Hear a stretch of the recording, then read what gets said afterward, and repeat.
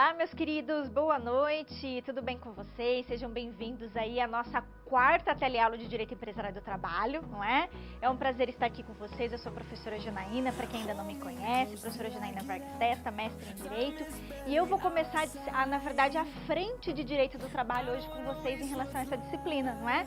Vocês viram ali que a gente vai falar sobre lições preliminares do Direito do Trabalho, olha que bacana, então a gente começa à frente de Direito do Trabalho hoje.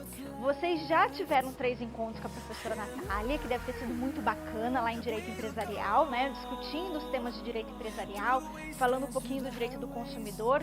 E agora, nos nossos próximos 3 encontros, hoje é o primeiro, e a gente tem mais uma aula na próxima semana e depois mais a terceira. Nós vamos discutir especificamente as questões do Direito do Trabalho. E nós, na verdade, estamos num momento muito peculiar do Direito do Trabalho no Brasil, porque a gente teve aí recentemente a publicação de uma lei que alterou significativamente o direito do trabalho. Não só o direito do trabalho, né, o direito material, né, ou seja, não só os direitos e deveres, mas também o direito processual do trabalho, que é aquele que é aplicado nas ações trabalhistas, aquele que é direcionado ao Poder Judiciário, ou seja, como que a gente vai entrar com uma ação, qual recurso que a gente pode fazer uso. Nós tivemos uma mudança substancial nesse aspecto. Então, essa lei, na verdade, nós estamos em período de vacatio legis, ou seja, nós estamos aguardando a população tomar conhecimento dessa lei para que ela entre em vigor em novembro. Então, a gente está no período de vacatio legis de 120 dias. Isso significa, meus caros, que tudo que eu for ensinar para vocês nessas 3 aulas, eu terei que abordar como que nós estamos atualmente e o que a reforma trabalhista trouxe de novo. Então, se vocês se ativerem com cuidado nos slides, vocês vão ver que toda vez que eu discutir alguma coisa que a reforma trabalhista abarcar, o que eu vou fazer? Vai estar lá em vermelho e eu vou dizer para vocês o que mudou, ok? Então, a gente vai ter que ter um pouco de cautela aí nesse aspecto. Do mais, vai ser super tranquilo, eu tenho certeza que vai ser enriquecedor. Eu vou procurar aqui ao máximo trabalhar temas tanto temas que eu acho que são importantes para vocês, como futuros administradores, como gestores, mas também temas práticos, né? Vou tentar o tempo todo trazer o direito para perto da gente, ou seja, como que eu posso, numa eventual conflito trabalhista dentro de uma empresa, como que eu posso tentar solucionar esses problemas que possam surgir. Esse é o objetivo da disciplina. Né? Os tutores aí presenciais que já me conhecem, já estou bastante tempo aqui no curso de administração, ministrando essa disciplina, né? Sabem que a minha conduta é essa, tentar aí ao máximo trazer um pouquinho de praticidade, de realidade do direito na vida de vocês, ok?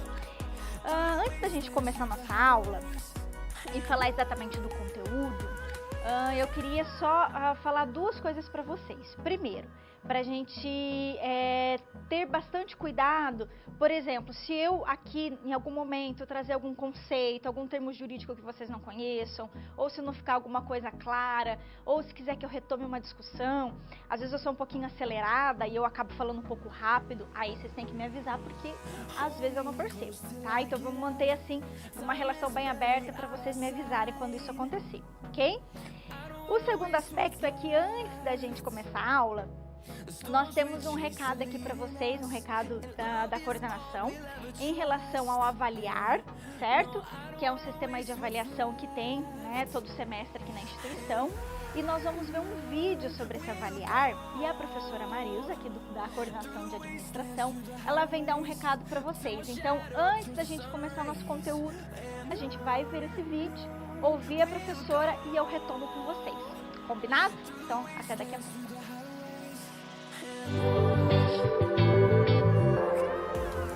Você já ouviu falar do Avaliar 2017? Essa é uma pesquisa que acontece todos os anos e tem o intuito de saber o que você pensa sobre sua faculdade, sobre a atuação dos professores e tutores à distância, sobre o seu curso, o AVA, a infraestrutura e tudo mais que envolve seu ambiente acadêmico. Saiba que a sua opinião tem o poder de transformar.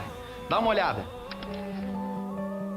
Eu me sinto satisfeita em saber que a faculdade pode nos ouvir através do Avaliar, porque essa ferramenta é onde nós expomos as nossas opiniões, nós colocamos melhorias que podem estar sendo feitas. Eu acho isso muito importante para nós como alunos. A nossa opinião aqui dentro da instituição, ela é válida para buscar as melhorias que todos precisam, claro, e consigo perceber bastante a melhoria nos serviços à distância, no próprio material, no espaço físico, tanto no atendimento como nos serviços de financeiro que a faculdade proporciona para os alunos, tanto a qualidade também dos professores. Depois dos resultados do avaliar, nós podemos observar a melhoria no portal. Hoje ele está muito mais interativo, muito mais fácil de localizar aquilo que a gente precisa. Eu acho que ficou bem mais fácil para o aluno. Nós todos juntos vamos conseguir construir um ensino muito melhor e a nossa participação é fundamental. Viu como é importante opinar? E para participar é muito fácil. Acesse o portal do aluno e clique no banner Avaliar. Responda as perguntas com sinceridade, pois as respostas irão nos ajudar a identificar nossos pontos fortes, assim como apontar o que deve ser melhorado. A pesquisa é rápida, não leva mais do que 20 minutinhos. Ao finalizar, salve a pesquisa e feche o navegador. E pronto! De forma prática e confidencial, você contribui para a melhoria do seu curso e da sua instituição de ensino. Fique atento às datas. A pesquisa estará disponível entre os dias 10 de outubro e 7 de novembro. A sua opinião é muito importante. Faça parte dessa ação.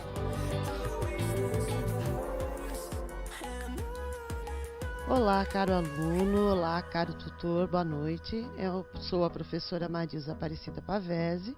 Eu venho, em nome do curso de administração, dar um recadinho a você para complementar o vídeo que nós acabamos de ver e depois deixar vocês nas excelentes mãos da professora Janaína.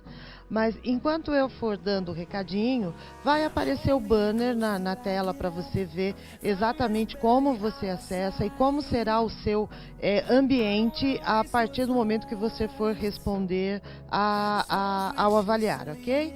E então nós estamos iniciando o período da avaliação institucional, então por meio do avaliar, você certamente já conhece, porque nos semestres anteriores nós já fizemos a pesquisa, e veja, a sua participação ela é muito importante e com certeza fará toda a diferença para que a nossa universidade possa avaliar em pontos que estamos no caminho correto e onde nós precisamos melhorar, sempre pensando certamente em você. Para participar, então, basta clicar no banner e acessar a sua área de aluno, ok? Contamos com a participação de todos vocês e agora eu vou deixar vocês, então, com a professora Janaína. Um grande abraço, uma excelente aula e um bom resto de semana. Um abraço. Olá, gente! Vamos voltar aqui então à nossa aula. Na verdade, dando início agora, né, na disciplina de Direito Empresarial do Trabalho, propriamente dita. A professora Marisa aqui veio dar o recado da questão do avaliar, da importância que vocês participem, enfim. Começando então a nossa conversa de Direito do Trabalho, eu havia falado para vocês da questão da reforma trabalhista, que a gente vai ter que ter uma cautela aqui, mas o tempo todo eu vou procurar mostrar para vocês o que mudou. Claro, gente, que eu não vou abordar toda a reforma trabalhista, até porque a lei é bem grande, né? E a gente demandaria aí um estudo específico sobre isso. Mas aquilo que eu for abordar dentro das aulas, eu vou dizer se houve mudança ou não, ok?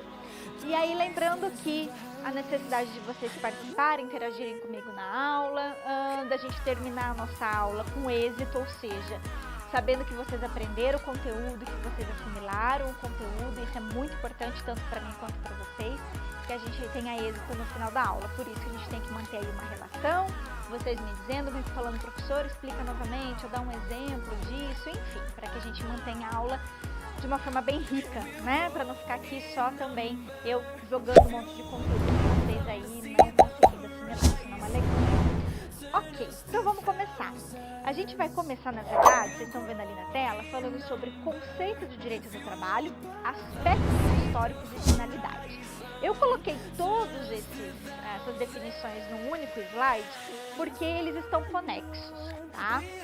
E isso tem até é muito pertinente essa discussão, porque ela nos leva a pensar por que hoje, né, atualmente no Brasil, não só no Brasil, mas hoje, principalmente aqui, que a gente teve essa mudança na legislação, por que nós estamos, na verdade, buscando essa mudança do direito do trabalho? Quando que o direito do trabalho surgiu? Isso tem um pouco a ver até mesmo com o contexto, com a finalidade histórica do direito do trabalho.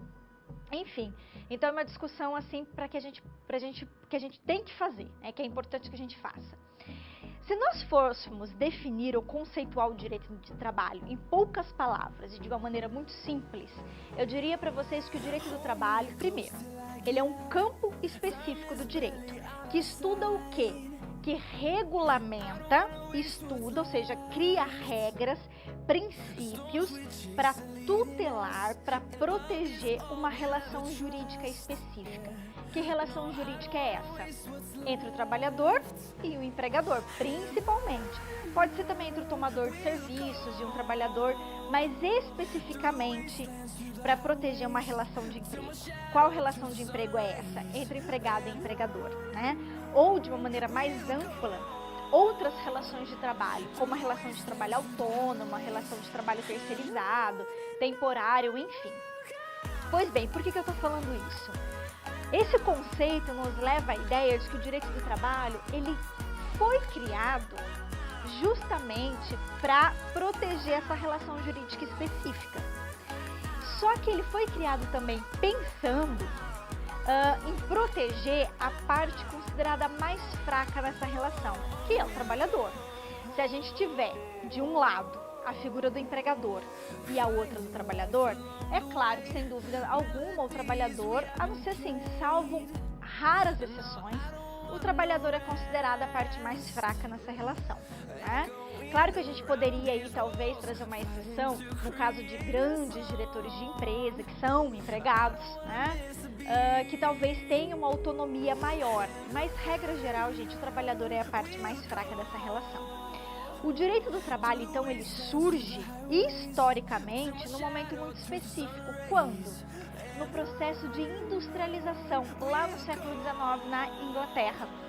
Ele surge justamente para limitar a exploração de mão de obra que havia na indústria. Então, na verdade, ele é fruto do capitalismo industrial.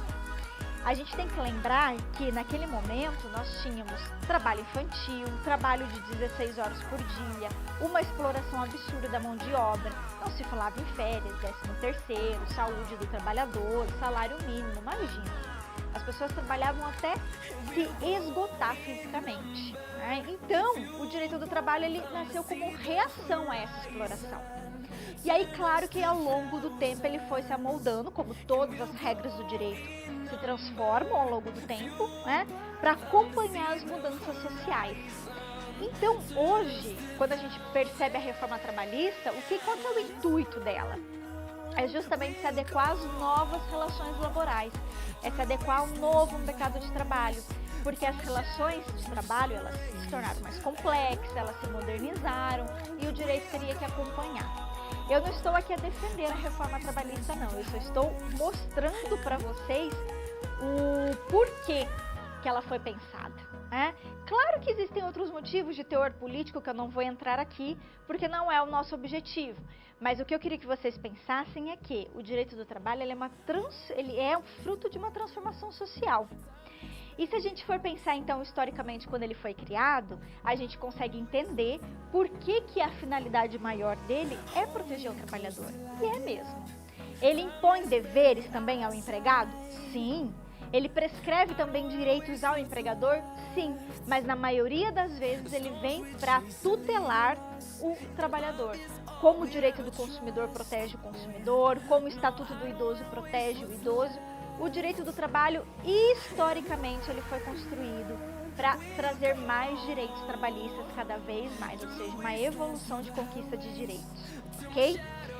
Então, hoje a gente talvez vai ter um pouquinho uma mudança nesse patamar, né? Nesse olhar que a gente tem do direito do trabalho. E para vocês visualizarem ainda melhor, por que essa questão, historicamente, de quando ele foi surgido e por que ele tem essa raiz, essa origem protecionista, né, de proteger o trabalhador, a gente vai ver um vídeo, que é uma cena do filme Germinal, que mostra justamente o processo de industrialização. Na verdade, particularmente ali, é o caso da Bélgica, que vai falar dos trabalhos das minas de carvão. mas eu queria que vocês visualizassem como que era o contexto histórico em que o direito do trabalho começa a surgir. As primeiras associações sindicais, as primeiras greves, né? O que na verdade esses trabalhadores buscavam?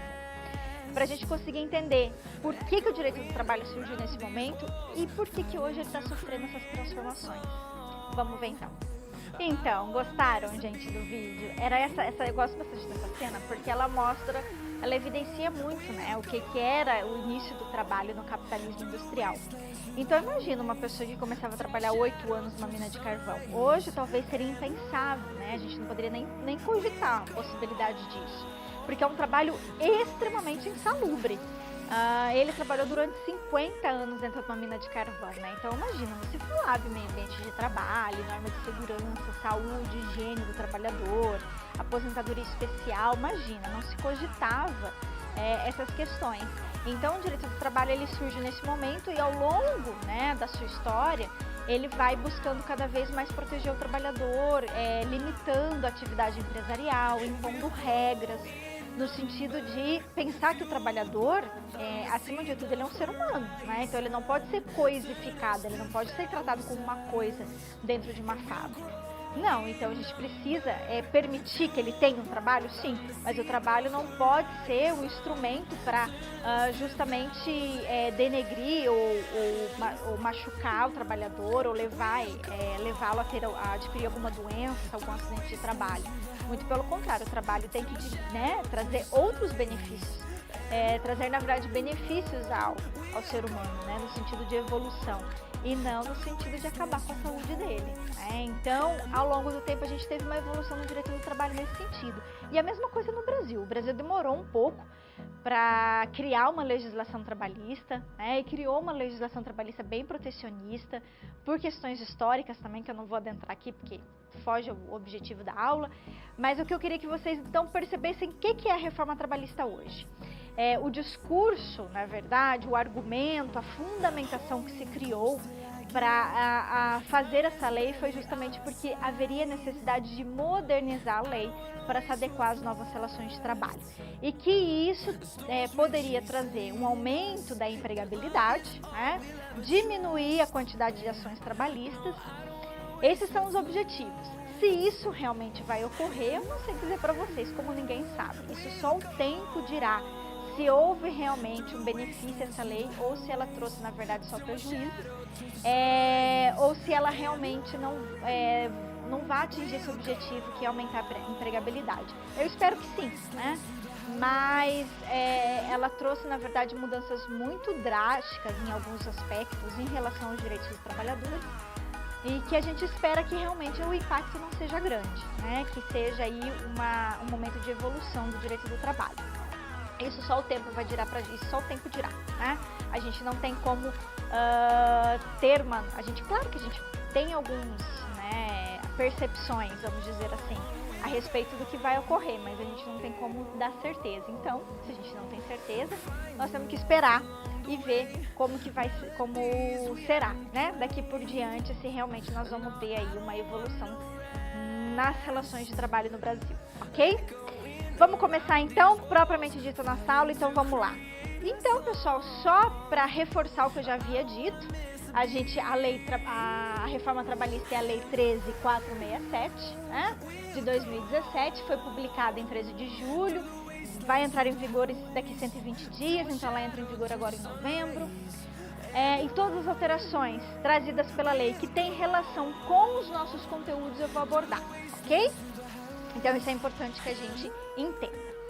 Legal, para começar, eu trouxe para vocês a estrutura da Justiça do Trabalho, para vocês lembrarem, não sei se vocês já sabem disso, se não sabem vão aprender agora, se já sabiam, para reforçar, que a Justiça do Trabalho ela é uma justiça especializada no Brasil. Isso significa que ela só julga demandas, só ações que envolvem relações de trabalho e relações de emprego. Ela não vai julgar matéria tributária, matéria penal, ela só julga ações trabalhistas, ok? E a gente tem uma estrutura da Justiça do Trabalho no Brasil que nós vamos conhecer agora. Então vamos lá. Qual que é essa estrutura? A gente, na maioria das vezes, nós vamos começar uma ação judicial aqui na vara e nos juízes do trabalho, regra geral, ok? Eu ainda posso recorrer aos tribunais regionais do trabalho, que são chamados de TRT. Geralmente que são considerados tribunais de segunda instância e praticamente todo estado brasileiro tem um tribunal regional do trabalho, ok? Aí a gente vai até o TST, que é o Tribunal Superior do Trabalho, em que ele vai dar a última palavra em matéria trabalhista, então eu posso recorrer até ele. Só que se a minha matéria trabalhista ainda abordar um tema que esteja na Constituição, eu ainda posso recorrer ao STF, porque lembrando que o STF, ele é o tribunal que vai dar a última palavra em matéria de Constituição.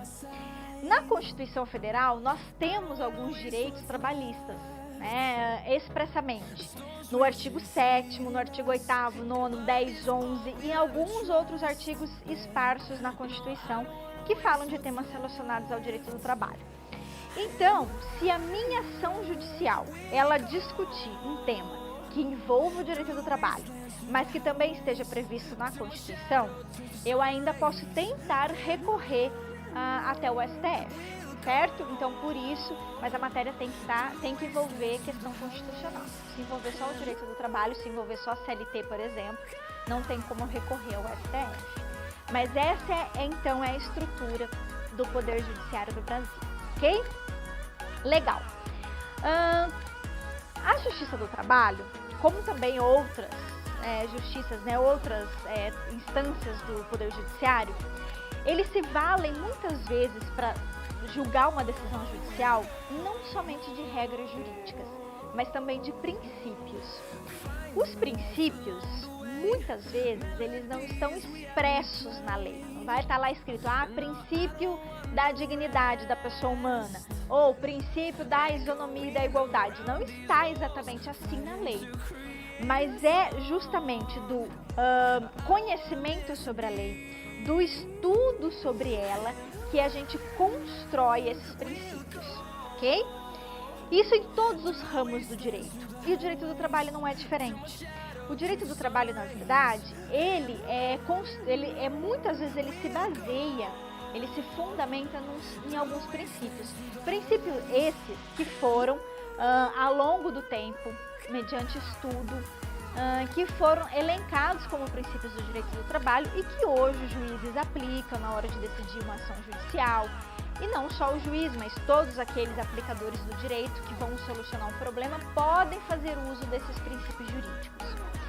Esses princípios, gente, para o direito do trabalho, eles são super importantes. Por quê? Porque pode ocorrer, em algum momento, que a lei não aborde aquele conteúdo específico. Ou seja, eu tenho um conflito que eu preciso solucionar, mas eu não tenho uma lei específica para resolvê-lo. Ou eu tenho duas leis que eu poderia aplicar aquele caso, e aí eu vou ter que interpretar essa lei.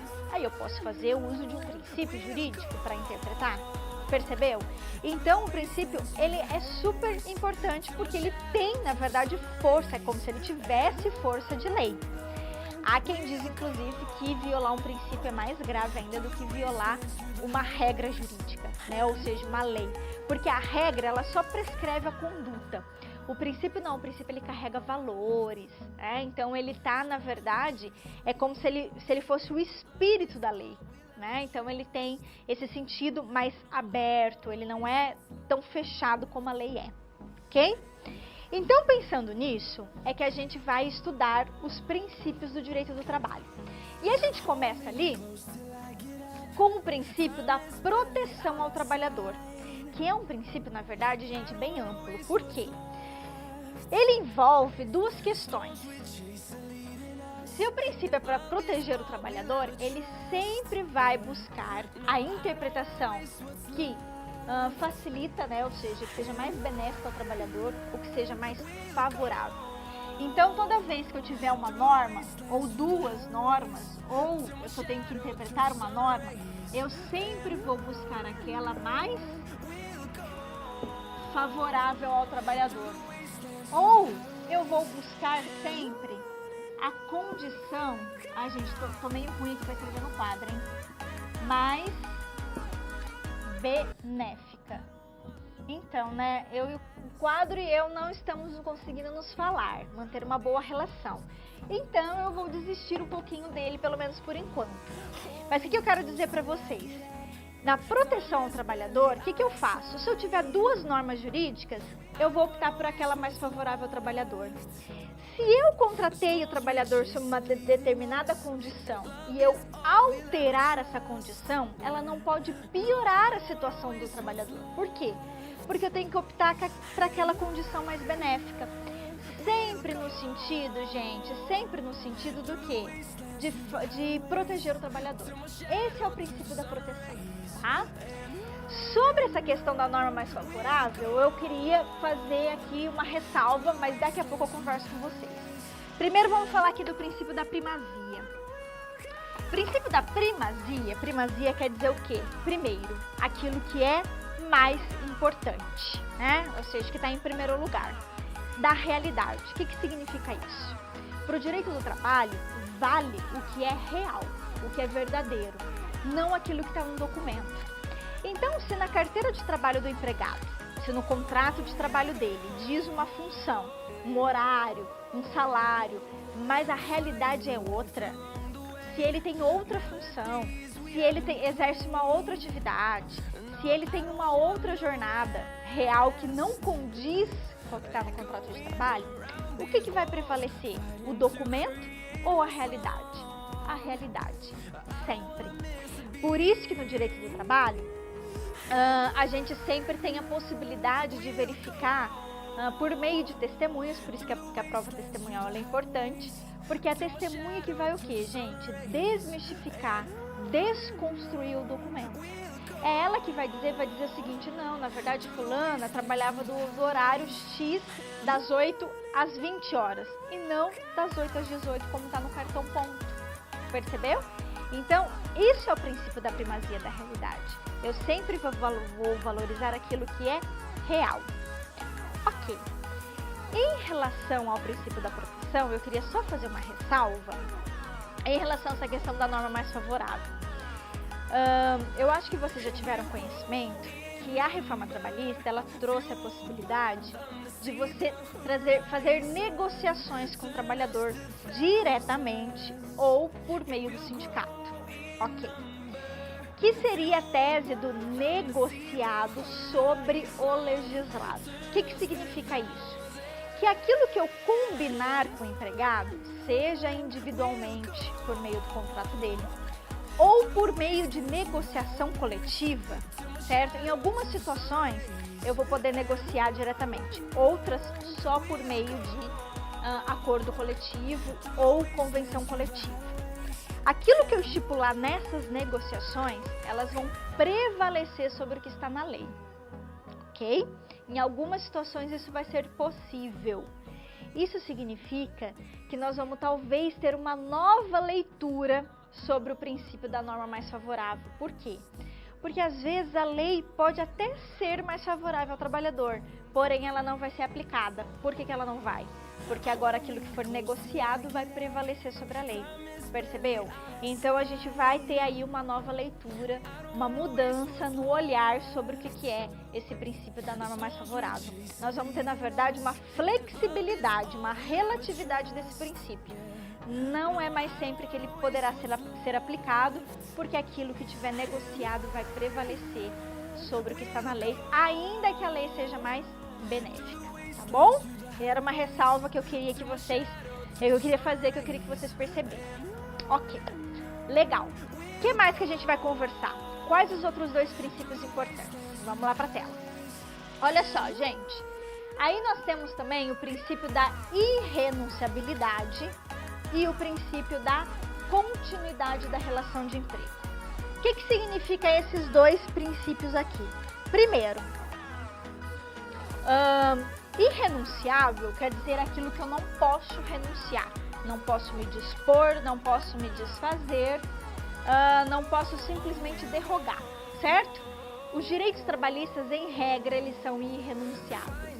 Significa que eu não posso renunciar meu direito às férias, não posso renunciar meu direito ao 13º, não posso renunciar àquilo que a lei me trouxe como direito, ok? E isso não mudou, continua sendo, eu não posso renunciar. Eu poderia, na verdade, negociar, por exemplo, o modo que eu vou adquirir esse direito. Exemplo, eu posso renunciar meus direitos às férias? Não. Mas eu posso negociar o modo de aquisição das minhas férias? Aí eu posso. Percebeu? Então eu posso, na verdade, negociar a aquisição do meu direito. Como que eu vou exercer esse direito? Mas eu não posso simplesmente renunciar a ele. Ok? E o princípio da continuidade da relação de emprego, o que ele significa? Vamos aqui pensar junto. O que é mais benéfico para o direito do trabalho, para a sociedade, para o Estado, para tudo? Que o trabalhador mantenha-se empregado, ou seja, fixo numa empresa, ou que ele simplesmente não trabalhe, ou seja, que ele simplesmente não exerça o seu labor, que ele fique desempregado, trazendo um custo social.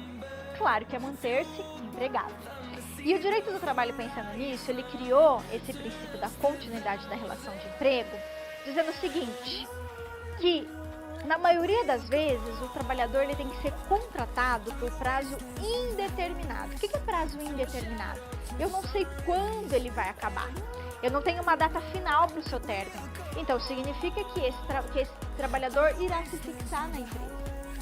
Isso nos leva a uma outra reflexão. Eu só poderia, então, contratar um trabalhador por prazo determinado, ou seja, quando esse prazo irá acabar, quando eu vou ter uma data final para ele, em casos específicos, ou seja, só quando a lei permitir. Inclusive, na aula de hoje, a gente vai discutir quais são as hipóteses em que se é permitido contratar por prazo determinado. Somente nas situações previstas em lei eu poderia contratar por prazo determinado. Perceberam?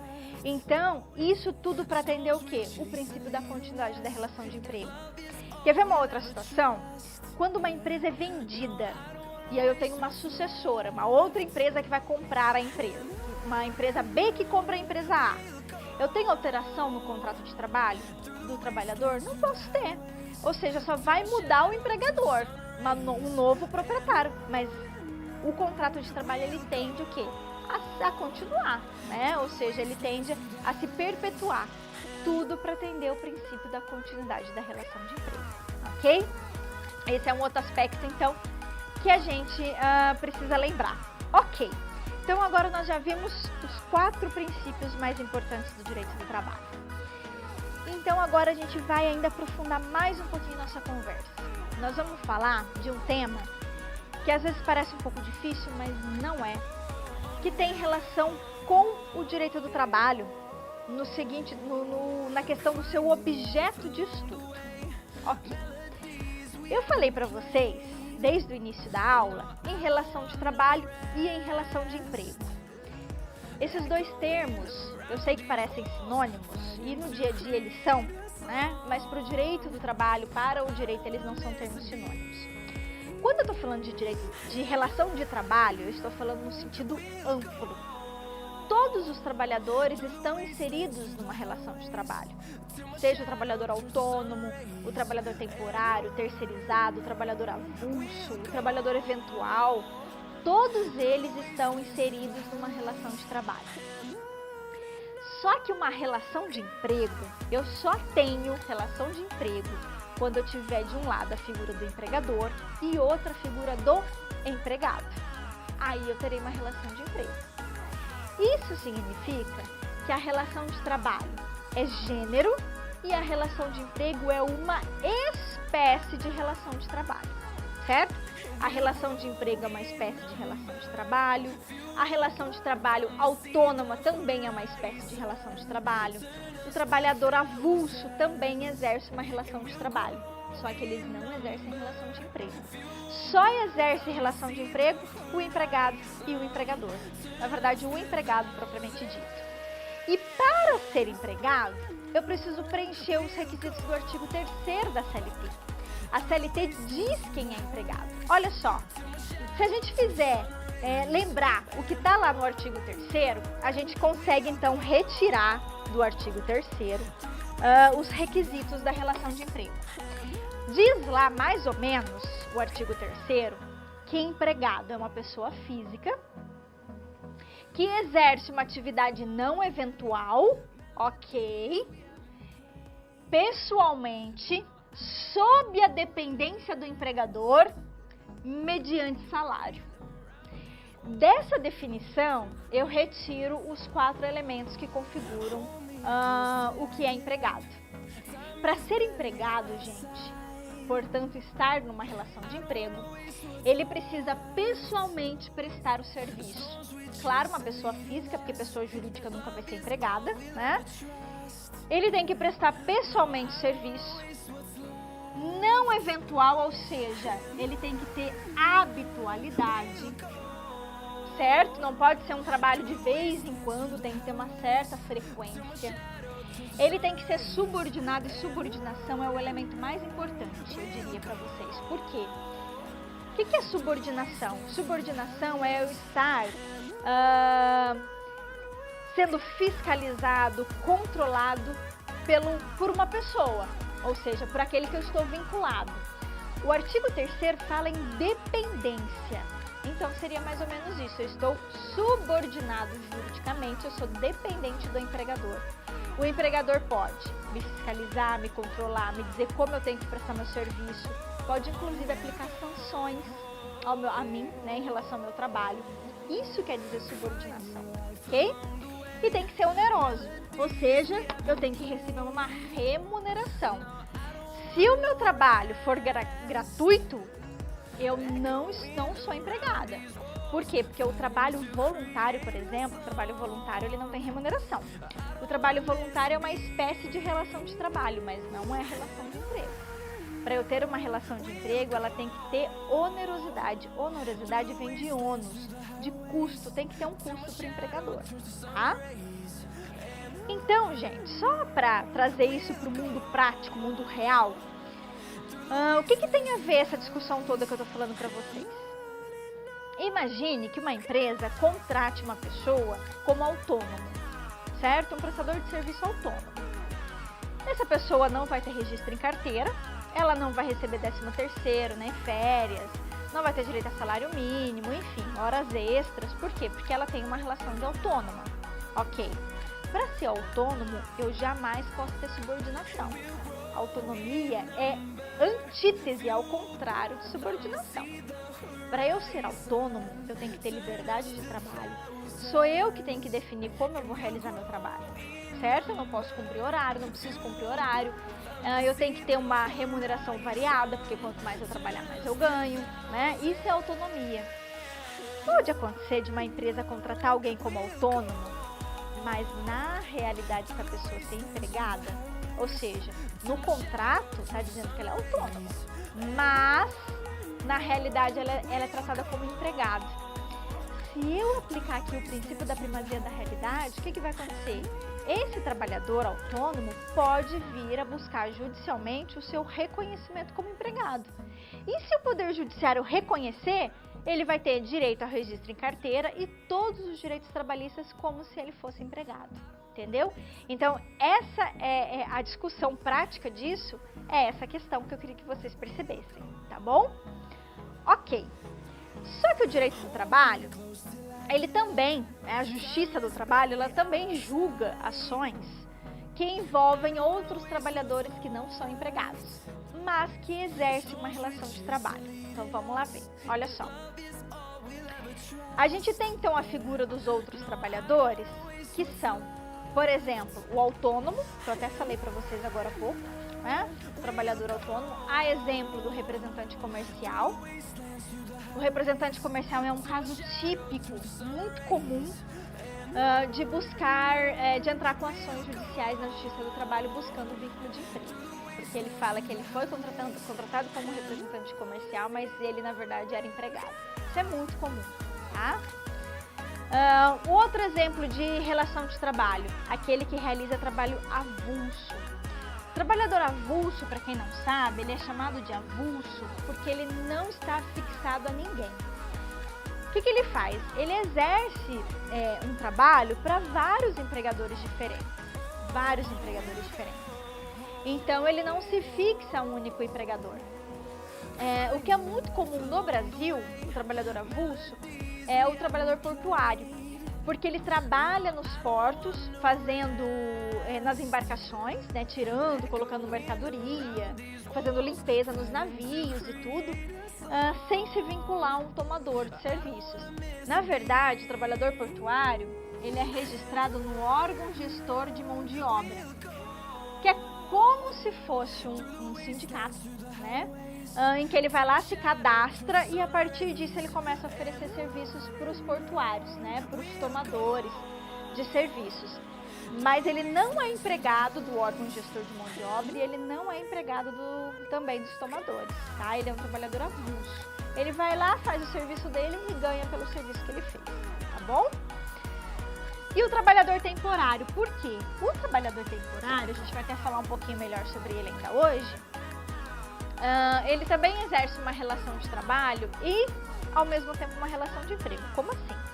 O trabalhador temporário, ele sempre, gente, vai estar sendo empregado de uma agência, ou seja, da prestadora de serviço, que é uma agência, né, que o contrata, ele é empregado dela, só que ele não trabalha nessa agência, ele vai trabalhar para quem? Para uma outra empresa. Então, ele trabalha para uma tomadora de serviço, né? Então, eu tenho 3 pessoas nessa relação.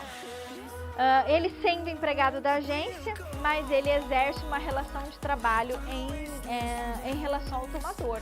Porque para o tomador, ele não é empregado do tomador de serviço, que é onde ele vai trabalhar, né?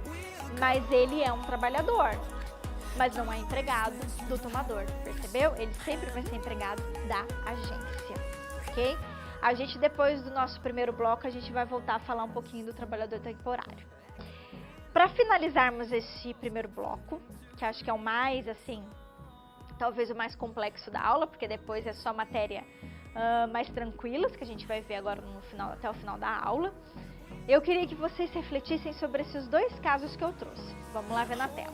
Olha só. Primeiro, atividade. O caso da Maria. Percebam que a Maria, gente, ela é pintora, realiza trabalhos não eventuais em uma empresa, recebe pagamento semanal pelo serviço que ela presta, só que ela não é registrada. Quando ela tem algum problema, ela envia a irmã no seu lugar para realizar esse serviço. Eu posso dizer que Maria é considerada empregada, de acordo com o artigo 3º da CLT? E o Pedro? O Pedro é representante comercial, é autônomo, não tem horário pré-determinado. Só que ele presta conta das atividades, passa relatório, o tempo que ele gastou em cada cliente e segue atividades que é estabelecida pelo seu superior. Eu posso, então, nessa situação, talvez considerar o Pedro como empregado? É isso que eu queria que vocês pensassem. Aí aproveitem para enviar as dúvidas desse primeiro bloco, bem como responder a nossa atividade. Se vocês conseguirem entender essas 2 questões, eu tenho certeza que vocês perceberam, já sacaram a diferença entre empregado e outros trabalhadores, ok? Então, vamos responder a nossa atividade, eu volto daqui a pouco. Até mais. Olá, meus queridos, eu vi que vocês entenderam já a atividade, muitos polos já responderam corretamente nossas 2 questões, no sentido de que a Maria, gente, ela não é enquadrada, ela não, na verdade, a partir só dos dados que a questão nos fornece.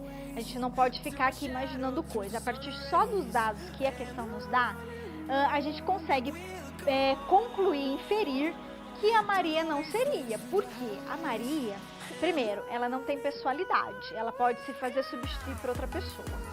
Segundo, pelo fato dela poder se fazer substituir, significa que ela tem autonomia. Ela pode dizer lá para o cara que contratou ela, olha, amanhã eu não venho porque eu vou atender um outro cliente e a fulana vem fazer uma parte do serviço.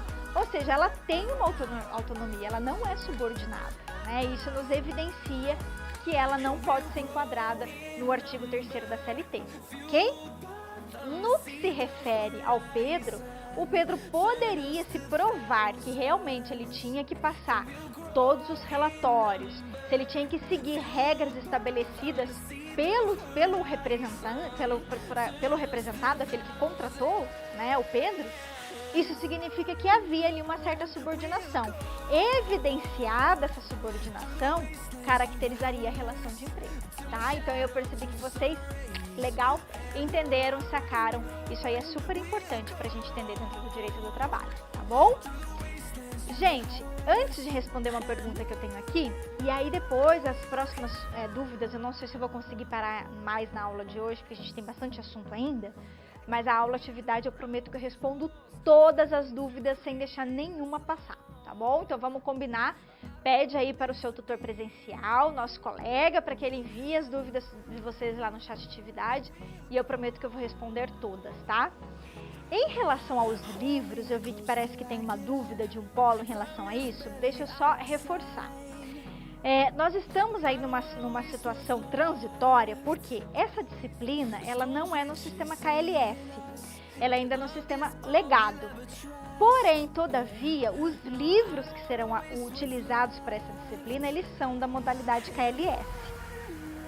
Como a disciplina, ela versa sobre duas frentes do direito empresarial e direito do trabalho, o que acontece? Nós temos 2 livros KLF, um de direito empresarial e um que é chamado Legislação Social e Trabalhista. Para a parte de direito do trabalho, vocês vão se basear no livro de Legislação Social e Trabalhista, ok? Lá na unidade 1, já há uma discussão sobre o que é o direito do trabalho, fundamento do direito do trabalho, o que é o empregado, ok? Mas se vocês ainda tiverem dúvidas em relação ao conteúdo, que estudar e tal, a gente volta a conversar um pouquinho melhor sobre isso, tá bom, meus queridos?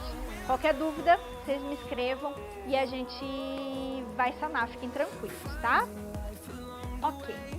A dúvida que a gente tem aqui é se a diarista é um exemplo de trabalhador avulso. Eu achei a questão muito pertinente, porque os alunos costumam confundir mesmo. Então, presta atenção aqui. A diarista não é trabalhadora avulsa. Sabe por que ela não é? Porque para ser trabalhador avulso, não basta só você trabalhar para várias pessoas diferentes e não se vincular a ninguém. Você precisa de uma entidade intermediadora. Como assim, professora? Lembra que eu falei que o trabalhador portuário, que é trabalhador avulso, ele é cadastrado no órgão gestor de mão de obra? Pois bem, quem na verdade faz essa intermediação entre o tomador de serviço e o trabalhador é esse órgão gestor de mão de obra. Então, para o trabalhador avulso, eu sempre vou ter uma entidade que vai intermediar essa relação. Percebeu? Ou vai ser o órgão gestor de mão de obra, ou vai ser um sindicato. A diarista não. A diarista ela é considerada uma trabalhadora autônoma, porque ela tem autonomia para quem ela vai prestar o serviço, quando que ela vai prestar, o preço que ela vai cobrar, entendeu? Então ela não é enquadrada como trabalhadora avulsa, mas sim uma trabalhadora autônoma. Legal? Entenderam? Entenderam o que é o avulso? O avulso sempre vai ter o quê? Uma entidade intermediadora entre o tomador de serviço e o trabalhador. Tá bom? Legal? Ok, meus queridos. Vamos continuar então? Então vamos que vamos. E a gente volta a falar do empregador temporário. Olha só, lembra que eu falei para vocês que nós tínhamos 3 pessoas dessa relação? Então, eu tenho um empregado temporário, que é aquele que vai ser contratado por quem? Pela agência. Quem que é a agência? A empresa de trabalho temporário. Só que, por sua vez, a agência ela tem um contrato com a tomadora. Então, o empregado temporário, ele é empregado da agência, porém ele exerce o serviço onde? Para a tomadora. Não é isso? Legal. Gente, aqui eu consigo perceber também uma relação de trabalho terceirizado. O que é o trabalhador terceirizado? É a mesma situação aqui, tá? A mesma situação. Ou seja, a mesma situação. Eu tenho aqui o trabalhador terceirizado. Aí eu não vou escrever na tela porque tá muito difícil, ela tá desviando assim, eu não tô tendo controle sobre a caneta, né? Mas eu tenho então, aqui, o trabalhador terceirizado, certo? Que vai ser contratado pela prestadora de serviços, que é a prestadora de serviços a terceiros, e ele também vai trabalhar por uma empresa tomadora. Percebam que o trabalhador terceirizado, ele está numa mesma relação, igualzinho o trabalhador temporário. Você percebeu que é igual? Isso não significa que o trabalhador temporário é sinônimo de terceirizado. Por favor, não é, ok? O que eu queria que vocês entendessem apenas é que o trabalhador terceirizado, ele também está numa relação trilateral, em que ele é contratado pela prestadora de serviços, mas ele trabalha para a tomadora. A mesma coisa que o trabalhador temporário. Sabe qual é a diferença? O trabalhador temporário, ele é contratado por uma agência de trabalho. O terceirizado não. O terceirizado, ele é contratado por uma prestadora de serviço específico. Por exemplo, o vigilante. O vigilante, ele é contratado por uma empresa de vigilância, que presta serviços de vigilância para terceiros. O vigilante, ele é contratado pela prestadora de serviços de terceiros, de vigilância, para trabalhar nas tomadoras. Percebeu? Essa é a diferença. E claro, o terceirizado não tem prazo, ele pode trabalhar lá 1 ano, 2 anos, 3 anos para tomadora. O temporário, ele tem prazo específico, a gente vai ver agora. Então vamos lá, olha só. O que mais? O empregado, então, temporário, ele é contratado pela agência de trabalho quando ele tiver que atender a substituição transitória de pessoal da tomadora. Então imagine que a empresa tomadora tem um empregado em férias, em licença maternidade. Ou imagine uma loja no final do ano, no Natal, que vai ter uma demanda complementar de serviço. Aí ela contrata um empregado temporário, tá? Ela contrata um empregado temporário por meio de uma agência. Não vamos esquecer isso.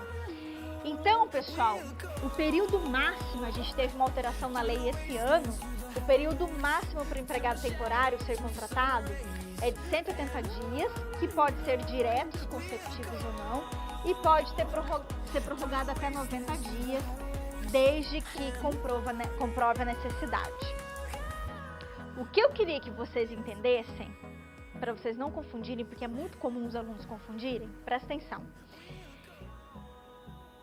Imagine, eu vou colocar um exemplo, que eu acho que por meio de exemplo é mais fácil entender. Imagine que eu seja dona de uma loja, certo? No final do ano, no Natal, aumenta a quantidade de vendas. Eu preciso de um vendedor a mais. Eu vou contratar mais um vendedor. Eu posso, a loja, eu como proprietário dessa loja, eu posso contratar diretamente um empregado por meio de contrato por prazo determinado, que a gente vai falar daqui a pouco. Quando eu, dona Janaína, eu registro essa pessoa como empregada diretamente na loja. Ou, ao invés de eu contratar um empregado por prazo determinado, o que eu faço? Eu comunico uma agência, peço para a agência me mandar um empregado. Isso é o trabalhador temporário. O que eu quero que vocês entendam é que o trabalhador temporário, ele sempre vem para a empresa por meio de uma agência.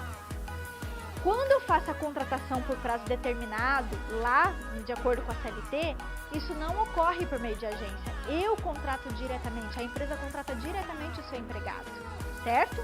Então, empregado contratado por prazo determinado é quando a empresa contrata diretamente. Por trabalhador temporário, não, a contratação não é direta, ela é indireta por meio de uma agência, tá bom? Não vão esquecer isso, porque os alunos costumam confundir as duas figuras. Ok, meus queridos? Legal? Pois bem, então a gente falou do empregado, agora a gente tem que falar um pouquinho do empregador, né? Quem é que está do outro lado dessa relação? Vamos ver. Quem é o empregador? É aquele que assume os riscos da atividade econômica sempre, que vai admitir, assalariar e dirigir a prestação pessoal de serviço.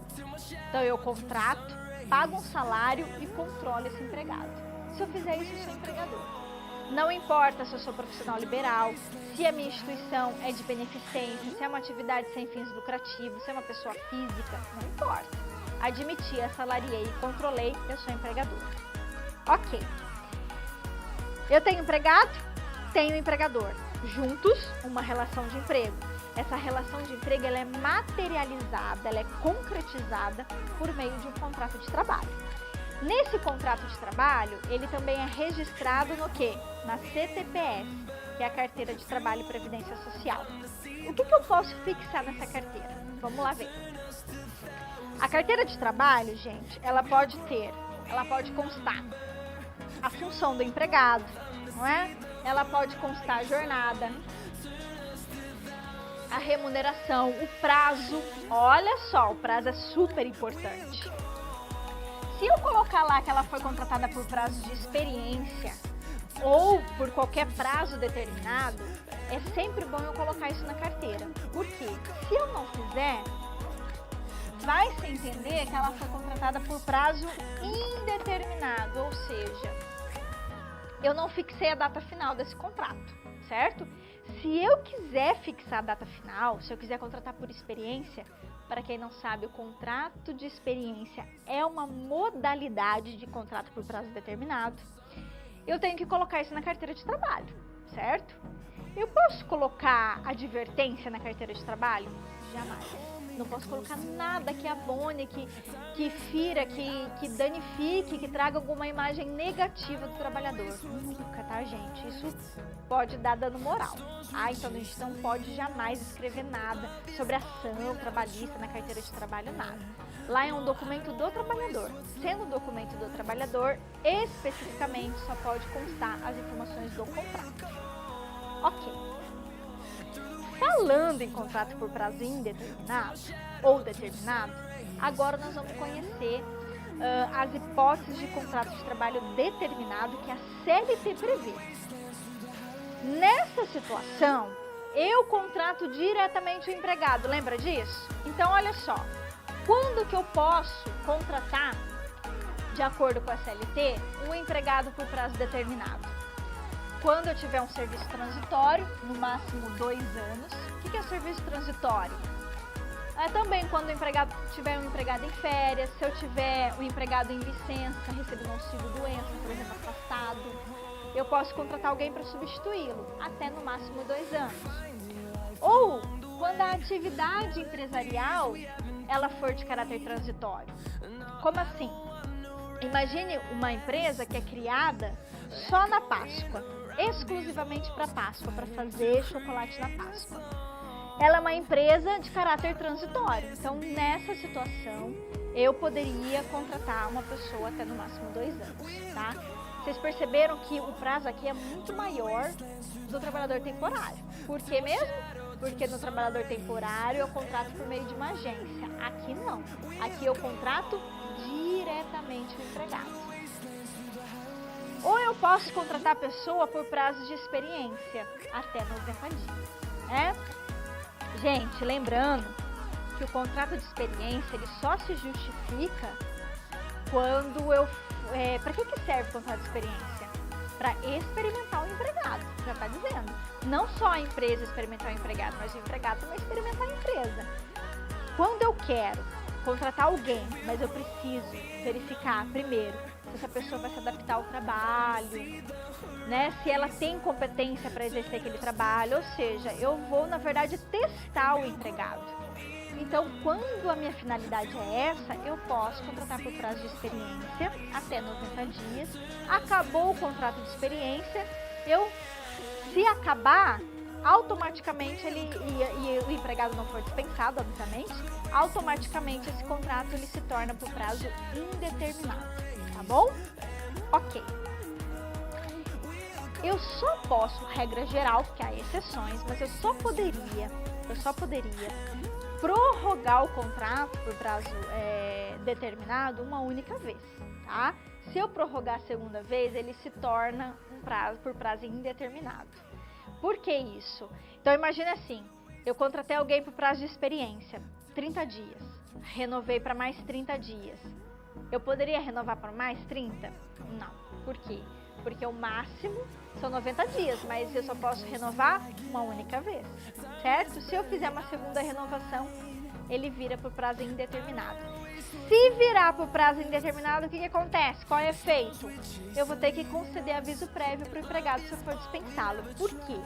No contrato por prazo determinado, quando ele acaba na data, eu não preciso dar aviso prévio, por uma questão lógica. Se o empregado já sabe quando que vai acabar o contrato dele, eu não preciso avisar previamente, certo? O aviso prévio é um instituto do contrato por prazo indeterminado, porque aí eu não sei quando vai acabar. Então, o que eu tenho que fazer? Eu tenho que cientificar a outra parte de quando que esse contrato será extinto. Percebeu? Viu como que o direito é bem lógico, não é? Legal, gente. Então, agora a gente já aprendeu sobre o contrato também por prazo determinado, que é aquele contratado diretamente pela CLT, como, por exemplo, contrato de experiência. Falamos do trabalhador temporário. Agora, a gente vai falar sobre... Antes da gente falar de remuneração, nós vamos falar sobre o trabalho intermitente. Eu havia me esquecido do trabalho intermitente. O que é isso, essa figura aqui? Primeiro, ela é nova. Ela não existia no nosso país até a reforma trabalhista. Ela também ainda não entrou em vigor, só vai entrar em vigor agora com a reforma. E o que é essa coisa desse contrato intermitente? Então vamos entender. Primeiro, é um trabalho que tem subordinação, então a pessoa é empregada, ok? Só que é um trabalho que não é contínuo. Por quê, gente? Porque tem uma alternância de períodos em que há trabalho e períodos que não há trabalho, que a gente chama aqui na lei de inatividade, que pode ser por horas, por dia ou os meses. Como assim, professora? O trabalhador pode exercer trabalho em algumas horas por dia, no outro não. Em alguns dias, em outros dias não. Num mês, no outro mês não. Existe uma alternância aí, tá? Que vai se aplicar para qualquer tipo de trabalho, com exceção dos aeronautas. Aeronautas, para quem não sabe, são os comandantes, quem trabalha, né, como piloto, copilotos, os comissários de bordo. Para eles não se aplica. O que é essa coisa do trabalho intermitente aí que a lei trouxe pra gente? Primeiro, pessoal, a gente não sabe exatamente como que vai ser aplicado isso, porque é novo. Então, a gente precisa ver ainda como que o direito do trabalho vai incorporar isso. Mas qual é o sentido do trabalho intermitente? É formalizar aqueles trabalhos que são conhecidos como bicos. Então, por exemplo, imagine a situação, isso é muito comum em hotel, restaurante, bares, em que você contrata pessoas para fazerem bicos quando a demanda é um pouco maior. Às véspera de feriado, às vezes nas férias, em situações assim. Aí você contrata a pessoa, ela vai lá e trabalha alguns dias e recebe pela remuneração. Só que não havia formalização desse contrato. Agora, no trabalho intermitente, o que ele quer fazer? Ele quer formalizar. Então, a pessoa vai ser empregada, ela vai ter um contrato de trabalho, só que ela só vai ter salário quando ela trabalhar. Então, ela vai ser convocada 3 dias antes. E aí, ela vai dizer se ela aceita ou não essa convocação. Ela não é obrigada a aceitar, até porque ela vai prestar serviço para outras pessoas. Mas se ela aceitar a convocação, ela trabalha. No final do período em que ela trabalhou, ela vai receber todas as verbas trabalhistas. O salário, as férias proporcionais, 13º proporcional, recolhimento de FGTS, previdência. Percebeu? Então, por isso que é formalizar os bicos. A ideia do trabalho intermitente é esse, tá? Então, você vai pagar proporcional, tudo proporcional você paga em relação ao trabalho que foi executado. Sempre no fim do trabalho. Então, se você contratou a pessoa lá, chamou a pessoa para um período lá de 1 mês, 1 semana, ou um dia que se quer, você paga por aquele dia, ou para aquele mês, ou aquele período que ela trabalhou para você, tá? É assim que vai funcionar o trabalho intermitente, ok? Então, vamos ver como é que vai ser na prática essa questão, né? Legal. Gente, então agora vamos falar de remuneração. Lembrando que remuneração e salário, embora a gente use como termos sinônimos, para o direito não é sinônimo. Tem natureza jurídica diferente. Quando eu falo de salário, é tudo aquilo que é verba salarial, ou seja, que vai ter reflexo em outras verbas trabalhistas, tá? Quando eu estou falando de remuneração, eu estou falando de salário, mas eu também estou falando de gorjeta, que é aquelas verbas recebidas por garçom, por exemplo, quando os terceiros pagam eles. Porque a gorjeta não é pago pelo empregador, é pago pelo cliente, não é? Então, quando eu estou falando de remuneração, eu estou falando de salário mais as gorjetas, que são recebidas por alguns profissionais específicos, tá? Então, vamos lá para a gente ver. Olha só. O que é a tal da remuneração, então? Quando eu falo de remuneração, remuneração é salário mais gorjeta, como eu falei. E quando eu estou falando de salário, eu posso estar me referindo, olha só, presta atenção, ao valor fixo que eu estou recebendo, mais comissão, comissão tem caráter salarial, algum tipo de porcentagem específica, gratificação, por exemplo, gratificação de função e abonos. Tudo isso, em tese, é considerado salário. Se é considerado salário, vai repercutir, vai entrar no cálculo das minhas férias, no cálculo do 13º, no cálculo da Previdência, no cálculo da FGTS, tá? Tudo que é salário tem repercussão nas outras verbas.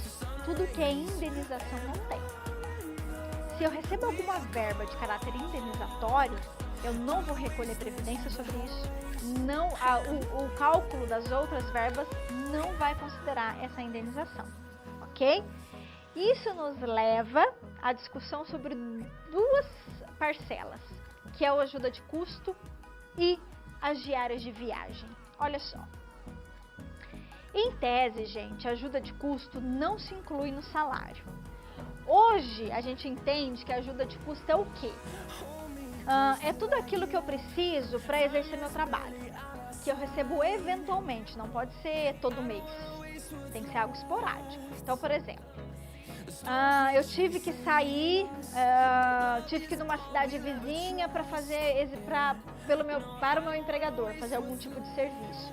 Aí ele vai lá e me reembolsa no custo que eu tive para fazer esse trabalho numa outra cidade. Isso é uma ajuda de custo, tá? Não se inclui no salário.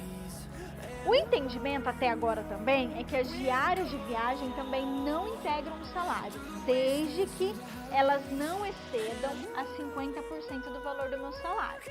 Então, por exemplo, se meu salário é R$1.000, se eu receber diária de viagem de R$300, essa diária de viagem não é salário. Ela só vai ser considerada salário, por exemplo, se eu receber R$700 de diária de viagem, porque daí ultrapassa o valor de 50% do meu salário. Ok, esse é o entendimento atual. Por quê? Porque a reforma trabalhista, ela trouxe uma nova determinação, dizendo que não será salário a ajuda de custo, independentemente de como ela vai ser paga, nem o auxílio alimentação, nem as diárias de viagem, aí não vai importar, gente. Se vai ser menos que o salário, mais que o salário, não importa. Se é considerado diária de viagem, não tem mais caráter salarial. Nem os prêmios, nem os abonos, tá? Então, a reforma trabalhista, ela disse explicitamente que todas essas verbas, ajuda de custo, diária de viagem, abono, prêmio, qualquer tipo de prêmio que se der para o empregado, tudo isso vai ter caráter indenizatório. Se tem caráter indenizatório, não vai entrar no cômputo, né? Não entra no cálculo das demais verbas trabalhistas, tá? Também não entra no cálculo da contribuição previdenciária. Então, por exemplo, se você tiver um salário de R$3.000 e você recebe alguma ajuda de custo de R$1.000, esses R$1.000 não vai entrar em cálculo das férias, em 13º, não vai entrar no cálculo da Previdência, portanto não entra no cálculo da sua aposentadoria lá pra frente, ok? Porque a reforma trabalhista excluiu essas possibilidades, tá bom? Legal, vamos falar do salário in natura? O que é o salário in natura? É aquele salário, gente, que eu não pago em dinheiro, mas que eu posso pagar em utilidades. Então, por exemplo, se o meu empregador ele me dá alguma coisa de utilidade como forma de contraprestação pelo meu trabalho, ou seja, quando ele me paga pelo trabalho que eu estou realizando, é considerado salário. Se for pago para o meu trabalho, ou seja, se ele me dá aquela utilidade como forma de eu exercer o meu trabalho, se eu precisar utilizar no trabalho, como uniforme, transporte, não é salário. Vou dar um exemplo para ficar claro. Imagine que o meu empregador, ele me dê um celular e ele pague as minhas contas telefônicas do celular todos os meses. Isso é considerado salário ou não? Depende. Se eu utilizo o celular para o trabalho, não é salário. Por que que não é? Porque eu preciso do celular para exercer o meu labor. Então é para o meu trabalho. Não é. Agora, vamos supor que ele me dê esse celular, mas eu não utilizo esse celular para o meu trabalho. Ele não precisaria dar esse celular e muito menos pagar as minhas contas telefônicas. Ele faz isso por mera liberalidade, como se fosse uma forma de contraprestação do meu trabalho. Então, isso é salário. Se é salário, meus queridos, esse valor que ele paga de aluguel entra no cômputo, entra no cálculo das minhas férias, 13º de tudo. Porque o salário in natura, o salário utilidade, se ele tiver caráter salarial, ele entra no cálculo das demais verbas, tá? Então, por isso, gente, nós vamos ter que analisar caso a caso na situação para verificar se aquela utilidade que ele está me dando é ou não considerado salário, tá? Se for necessária para a execução do meu labor, não é salário. Se não for, pode ser considerada salário, ok? Legal. Para fechar nossa conversa, vamos ver aqui nosso próximo tópico. A gente vai falar de equiparação salarial e fechar com jornada. Gente, quando que eu tenho equiparação salarial? Quando eu tenho duas pessoas realizando a mesma função, trabalho igual para o mesmo empregador, na mesma localidade, e desde que a diferença das duas pessoas nessa função seja inferior a 2 anos. Para atender o princípio da isonomia. O que é o princípio da isonomia? O princípio da igualdade. Eu não posso ter duas pessoas na mesma empresa, trabalhando para o mesmo empregador, a mesma função, ainda que o nome da função seja diferente. Lembra que para o direito do trabalho o que vale é a realidade. Na realidade, elas fazem a mesma coisa. Eu não posso pagar salários diferentes. Porém, se essas duas pessoas tiverem um tempo nessa função de diferença entre as duas, mais que 2 anos, não justifica a equiparação. Por quê? Por uma questão bem óbvia. Imagine que eu fui contratada por uma função em 2005. Veio uma segunda pessoa em 2010, foi contratada para aquela função. Eu já estou há 5 anos fazendo aquela função. Se eu estou há 5 anos, subentende-se que eu tenho mais experiência. Por isso que eu não posso ter uma diferença entre a pessoa que tem o salário maior em relação à outra, uma diferença de mais de 2 anos naquela função, tá? Se tiver, o que vai acontecer? Não cabe equiparação, tá? Então elas têm que ter começado ali na mesma função pelo menos até 2 anos de diferença, ok? Legal. Agora, o que mais que é importante que a gente tem que ver na equiparação?